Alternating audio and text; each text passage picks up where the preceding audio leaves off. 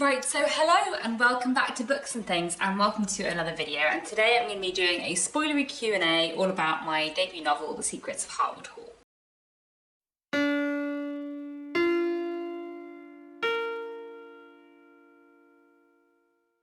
So I've been doing a couple of Q&As on my channel over the last few weeks. A couple of weeks ago I put up one which was just sort of general bookish chat, and then last week I had one which was about The Secrets of Hartwood Hall, my novel, specifically, but with no spoilers. And then today I'm going to be doing a spoilery Q&A. So if you haven't read my novel, The Secrets of Hartwood Hall, please don't save for this video. It's going to be full of spoilers. Please only hang around if you have read the book, because I will reveal all of the twists, I suppose, or discuss all the twists, and also probably won't make much sense if you haven't read the book. So, you know, this is a spoilery only video. Hopefully this will be a bit briefer than the other two Q&As, which were a bit rambly because I have a few less questions today, but I'm still looking forward to talking about some of the stuff to do with the ending and things like that.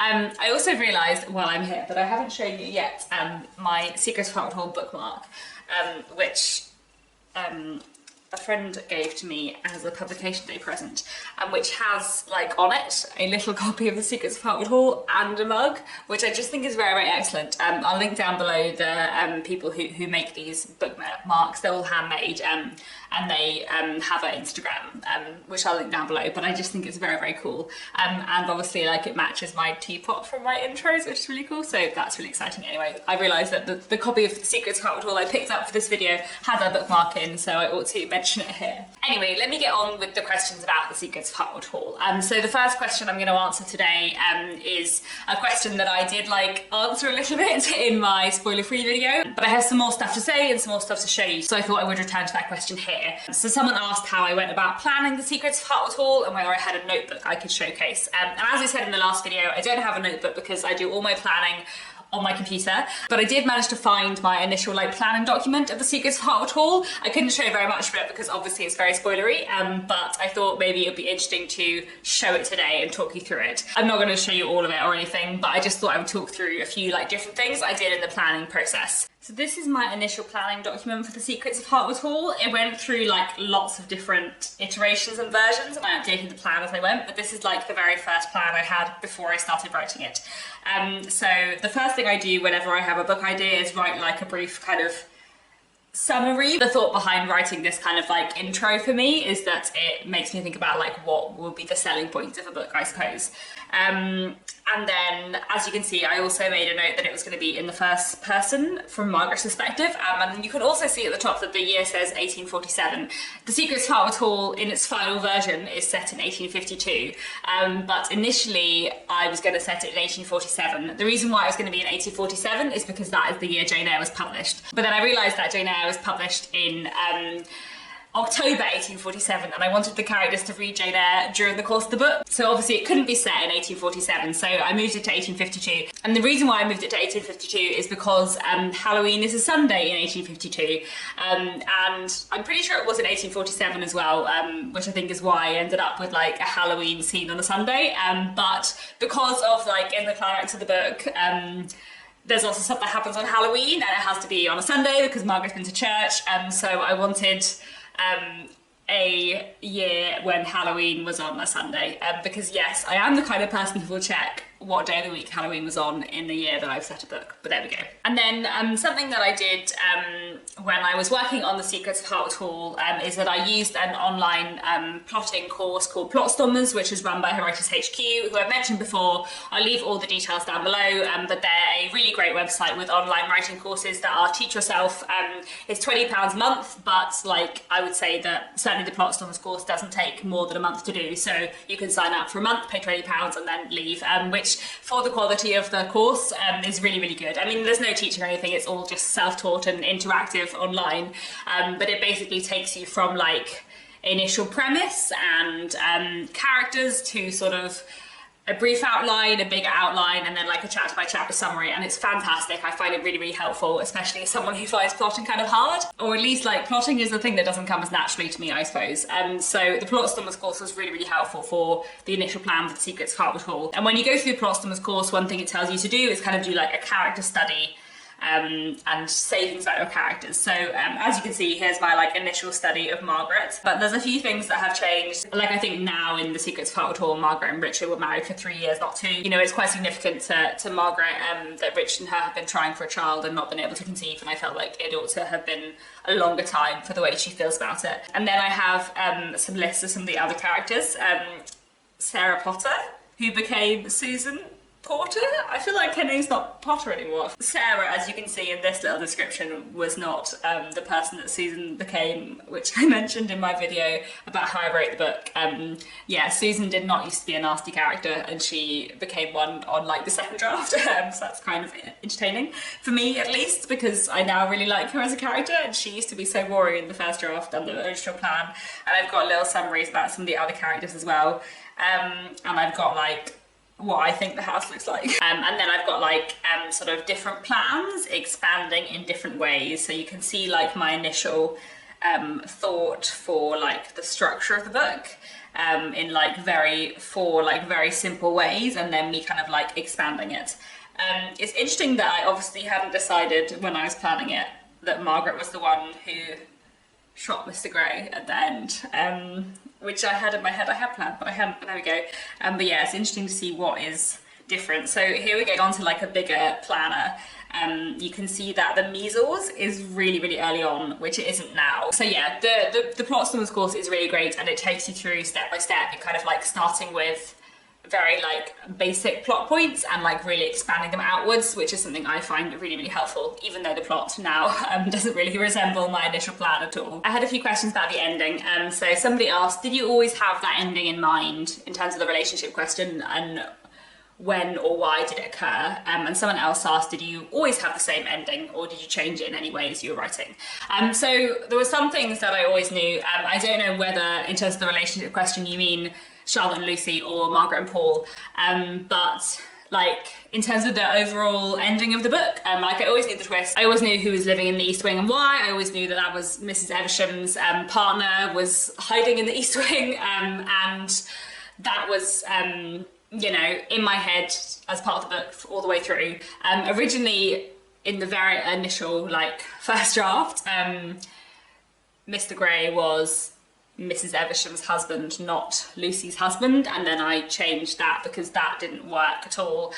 It made much more sense for it to be Lucy, Mrs. Grey, who was hiding in the East Wing. So I always kind of knew the twist and knew the mystery and the ending, in that there was always someone hiding in the East Wing. There wasn't a ghost. The person hiding in the East Wing was Lucy, who was Mrs. Eversham's partner. Like, that was always there in the novel from the very beginning. Some of the action of the ending changed. So like, as I just said, when I was looking through my plan, I obviously hadn't decided when I was writing the plan who actually would shoot Mr. Grey. The sort of premise of the ending was always the same, but quite a lot of the action of the ending changed over rewrites. In the very first draft, like Isabella didn't come with Mr. Grey to the house, and they had to go and like find her, which was like unnecessary, less exciting action after the ending. Then in terms of like the relationship, in terms of Margaret and Paul, yes, they were always going to part at the end. They were never going to like stay together. I know that some people don't like that they don't end up together at the end, but like, that's okay.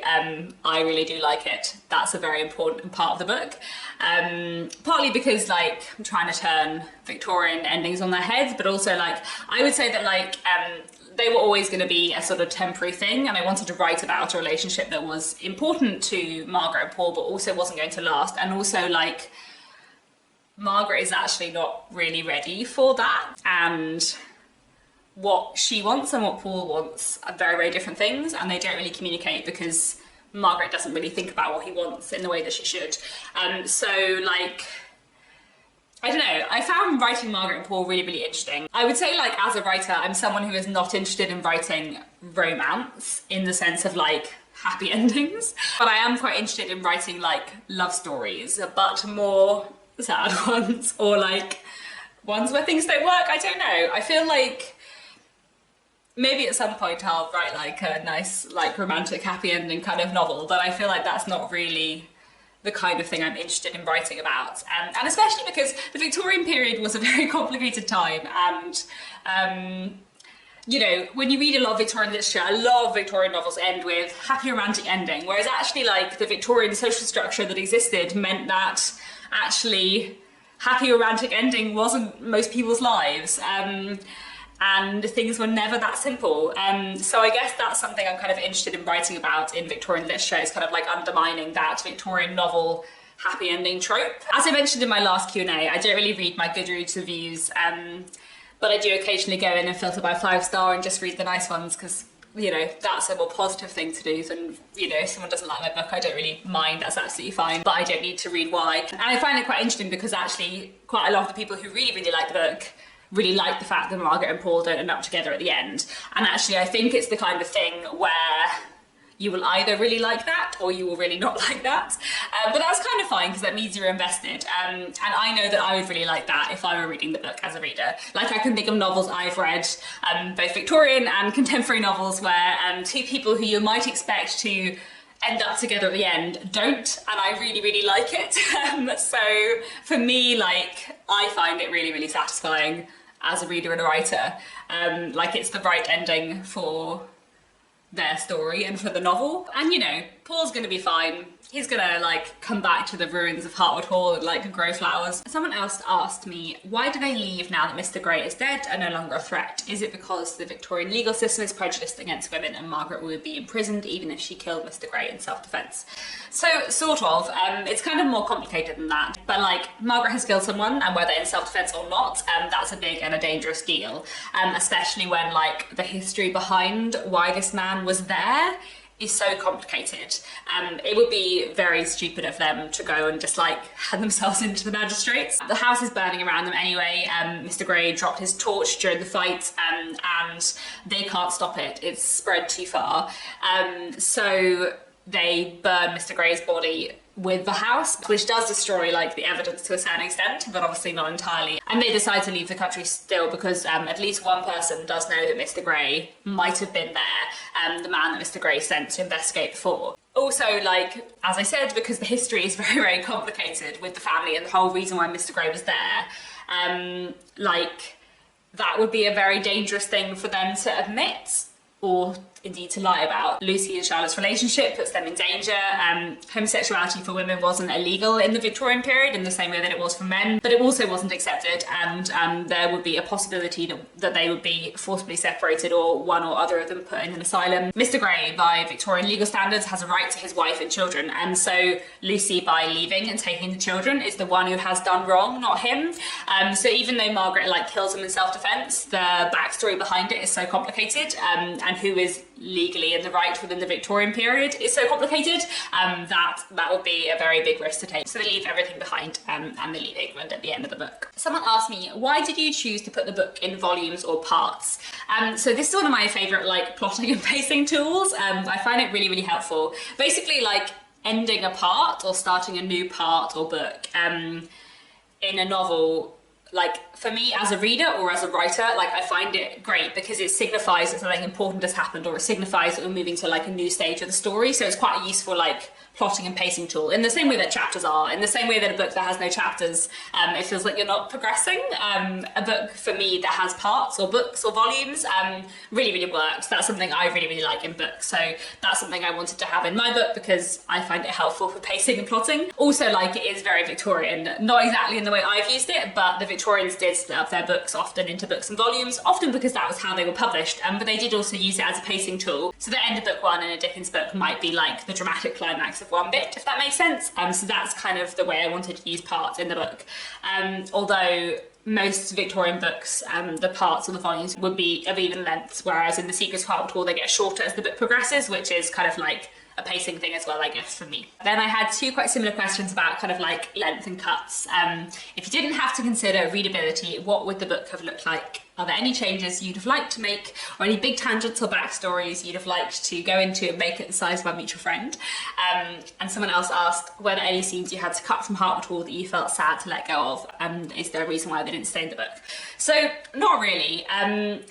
The Secrets of Hartwood Hall, I think, is the length it ought to be. Like, it's quite a closed story in that it's one perspective, one main character, set over a period of a few months. All the action takes place at Hartwood Hall with a limited cast of characters, so it's the kind of book that shouldn't be a long book. in my opinion. Like, I don't think The Secrets of Hartwood Hall is a book that could have stood being Dickens' length, 1,000 pages. There's stuff I have in my head which isn't in the book, but I don't think there's anything in my head that I want to be in the book, if that makes sense. Like, there wasn't anything I had to cut for the sake of length that I didn't think needed to be cut to make the book better.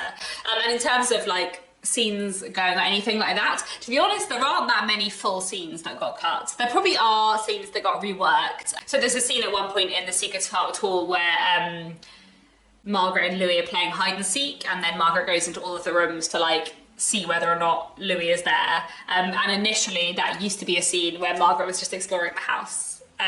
So the scene with Margaret exploring the house is gone, but it's been replaced by a scene that is quite similar and is much more fun and active. One thing that did get cut a lot is like the beginning of scenes, because, you know, every Sunday they go to church, and basically I initially had in the first draft, like every Sunday it would be like, we're getting up and we're going to church.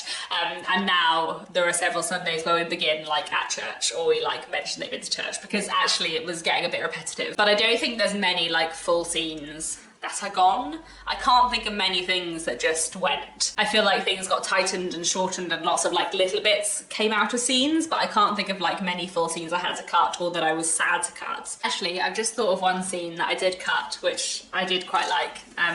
Only one I can think of in the whole book. And I had to go to the book and double check it wasn't there. So now in the book, Miss Davis leaves without saying goodbye to Margaret, which makes sense because obviously she doesn't actually leave, she just goes back to the East Wing because she is Lucy and she's hiding there. I did initially have a scene where Lucy, as Miss Davis, talks to Margaret before she's leaving the hall, and they like have a slight bonding moment over like looking after Louis, or Margaret's like, oh, you're like me, you've come into this house and you've become really fond of Louis and now you have to leave, one day I'll have to leave, I'm sad, even though actually Lucy is his mother, which she doesn't realise. And that was quite a nice scene, but that had to go because it didn't make sense. But to be honest, I feel like that's the only thing, and even then I feel like that scene just didn't belong there, so yeah.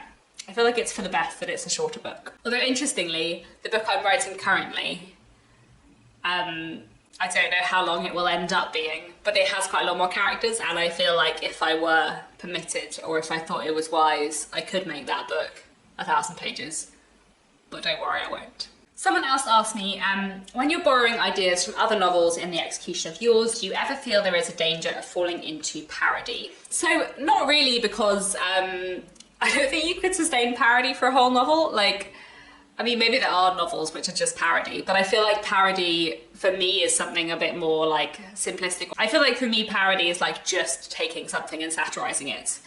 Like taking another form and satirizing it, which you couldn't really do for a whole novel. Like, you have to have other stuff going on. So yeah, I feel like I could write a short story that was just parody, but I feel like I couldn't write a novel that was just parody, because there'd have to be plots and characters and stuff that wasn't just engaging with another piece of work. The Secrets of Hartwood Hall is in conversation with Victorian literature and like does look at tropes and themes from Victorian literature, especially from Gothic literature. But also, like, I'm not parodying a particular Victorian author or a particular Victorian author's style, though I am writing in a slightly Victorian style that is like also my own style, and it is like Margaret's voice, like I'm writing as a Victorian person, so that's a bit different. And also, like, the ending of the book obviously does lots of things that Victorian novels wouldn't do. For me, like, when I'm writing a book, a work of historical fiction set in the Victorian period, it has to do something that actually a Victorian novel couldn't have done, because otherwise, why would you read my book? You could just go and read an actually Victorian book from the Victorian period.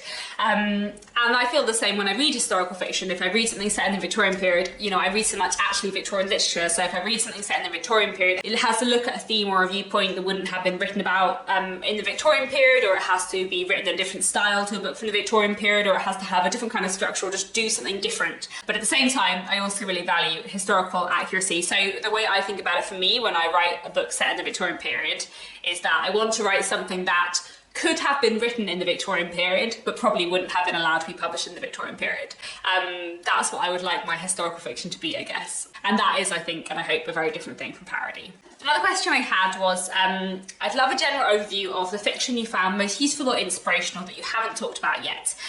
So I thought I would put this question in the spoilery video, because I have made a video all about all of the books that influenced The Secrets of Hartwood Hall, which I'll link down below. And I had a little spoilery section at the end of that, but I didn't talk about how the books that really, really influenced it influenced some of the spoilers, if that makes sense. Basically, I thought it might be interesting to talk a little bit more about how Jane Eyre and the Tenant of Hartwood Hall influenced the Secrets of Hartwood Hall, because I have spoken about the fact that they both did, but I haven't spoken about it in lots of depth, and I have spoken more about Jane Eyre being an influence because I feel able to do that more without spoilers. I realise that to answer this question I need to say things that are spoilers for both Jane Eyre and the Tenant of Hartwood Hall, so if you haven't read both of these books, then maybe skip ahead a few minutes. I will put something on the screen and I'll take it down when I finish talking about these two books. Basically, I have been mostly saying that it's a book in conversation with the Brontes as a whole, or with Jane Eyre, and definitely like the publisher's marketing has been more focused on Jane Eyre.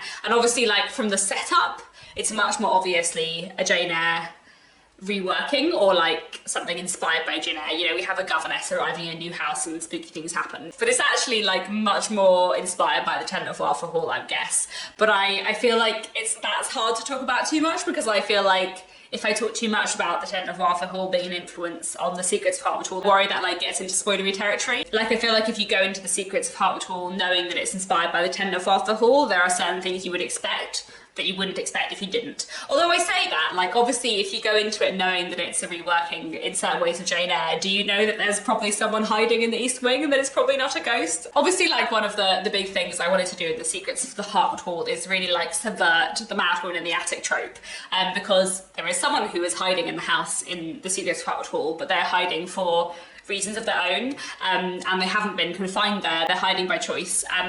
Although to a certain extent, I suppose Lucy is confined in the East Wing by her husband. He's just absent, but because he is dangerous and because he's looking for her, that is one of the reasons why she has to stay confined. So in that way, she is actually in a similar position to Bertha Mason, where she has been confined. But on the other hand, it is like her choice, and she is able to have a relationship with Charlotte, Mrs. Evesham. She's able to see her son Louis by staying in the East Wing. That's what keeps her safe. In that way, I wanted to like flip the mad woman in the attic trope and do something different with it, which I hope has worked because I had fun with that. But a lot of the rest of the book, you know, leaving aside people hiding in houses or governesses, a lot of the rest of the book is much more influenced by the Tenant of Hartwood Hall, and especially how the Tenant of Hartwood Hall looks at marriage in the Victorian period and marital inequality. Obviously, Lucy's backstory has quite a lot of similarities to Helen Graham's backstory in the Tenant of Hartwood Hall, and I guess to a certain extent Margaret's does too, but Lucy's more so. The reason why I worry about talking about the Tenant of Hartwood Hall is because I feel like if you've read the Tenant of Hartwood Hall and you know that Mrs. Graham isn't actually a widow, will you think maybe Mrs. Evesham isn't actually a widow? Obviously Mrs. Evesham has never actually been married, but you know, there is a husband of someone who is coming and who is a danger. So I guess I'm worried about talking too much about the Tenant of Hartwood Hall because I'm worried that you might think,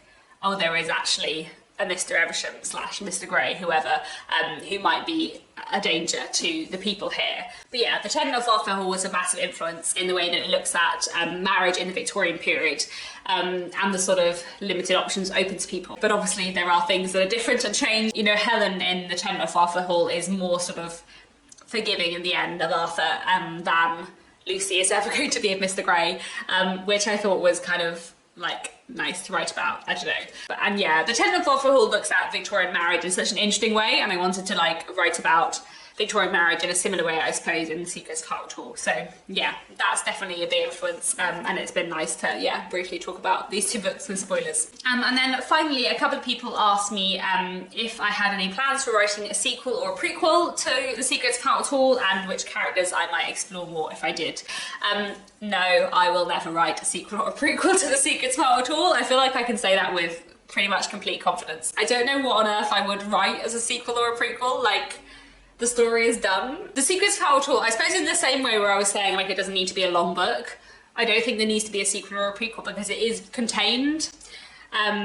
Like, they're at Hartwood Hall, they discover the secrets, they leave. I feel like it's not a story that needs a continuation. Whether or not I would ever write some short stories about the characters, I suppose, would be different. I did write a fairly long short story, sort of 5,000 words, about Paul, from Paul's perspective, when I was working on the edits of the Secrets of Hartwood Hall to kind of like get in his head more, which was really, really helpful, and I am really glad that I wrote that. I don't know whether I'll do anything with it, probably not, but that was really useful to write as a writing tool. I feel like there are, you know, minor characters who would be fun to write a backstory, short story about, like Stevens or Mrs. Pulley or Susan, but I don't think I'm terribly likely to, and I definitely wouldn't write a full novel, sequel or prequel to The Secrets of Hartwood Hall. Like, it just, for me, it is very complete, which is interesting because I don't necessarily feel the same about the book I'm writing currently, but The Secrets of Hartwood Hall, I feel like, is the thing in itself. I think, I suppose, because the setup of The Secrets of Hartwood Hall is very much like there is a house and there are secrets. What are the secrets?